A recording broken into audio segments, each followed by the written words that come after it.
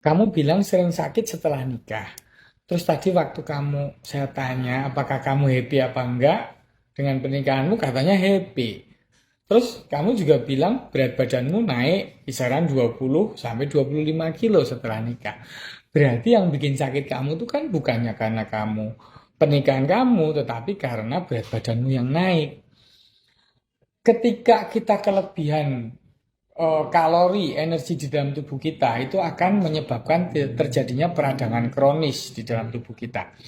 Jadi ketika kamu makan nasi, roti, kue apapun itu kan kayak karbohidrat itu sebagai cadangan energi utama. Itu harusnya hanya disimpan di liver dan di otot sebagai cadangan energi kita untuk beraktivitas. Tetapi ketika kelebihan itu akan disimpan dalam bentuk lemak. Ya di perut, lemak visceral atau lemak sentral, kemudian di bawah kulit, di pinggul, bahkan ada disimpan di beberapa organ tubuh yang lain begitu. Bayangan aja kalau tubuh kita itu sebagai rumah. Ketika rumah itu harusnya gudang untuk beras itu hanya ada di dapur dan di satu ruangan gudang di dalam rumah kita, tapi kita kelebihan beras. Nah, beras tadi akhirnya disimpan dalam bentuk lemak, misalnya begitu. Nah, gudang-gudang baru karena kita kelebihan beras tadi kita tumpuk di gudang-gudang baru yang kita bangun, misalnya teras yang harusnya untuk teras kita bikin gudang untuk tempat beras di situ. Kemudian kebun atau halaman kita bikin lagi, akhirnya rumah jadi makin melebar. Bahkan karung-karung beras tadi kita tumpuk di pinggir-pinggir lorong, di dekat pintu, di kamar tamu, dan lain-lain. Bahkan di kamar mandi pun kita taruh karung beras di situ karena kita kehabisan tempat misalnya. Nah, ibarat kamar mandi itu misalnya ginjal misalnya. Itu kan juga akan mengganggu peredaran, transportasi, hubungan apa? Antar kamar di situ kan, di dalam rumah itu. Berarti adanya penumpukan beras-beras yang terlalu banyak tadi, cadangan energi yang terlalu banyak dalam bentuk lemak tadi akan memicu timbulnya peradangan kronis.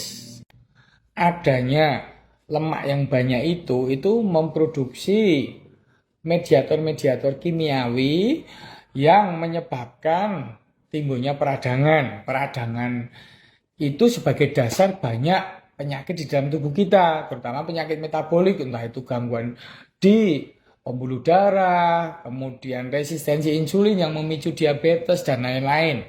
Nah, apa sih radang kronis itu?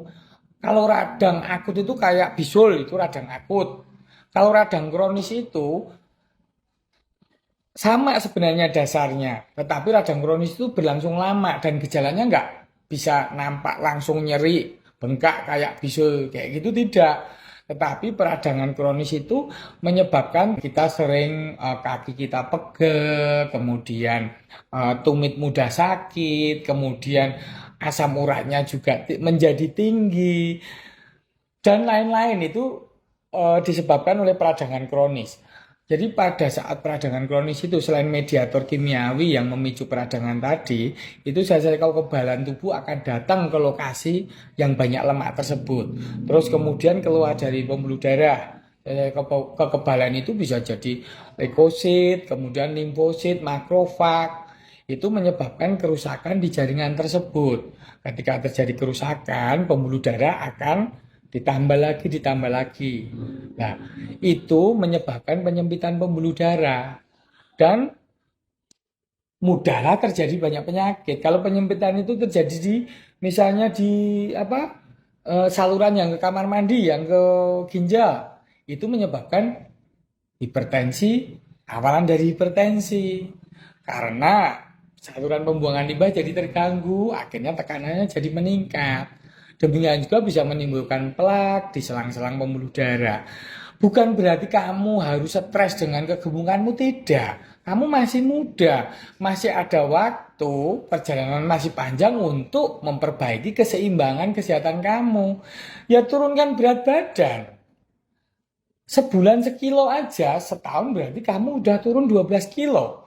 Berarti ketika 2 tahun, kamu akan kembali ke berat badan normal saat kamu sebelum menikah dulu.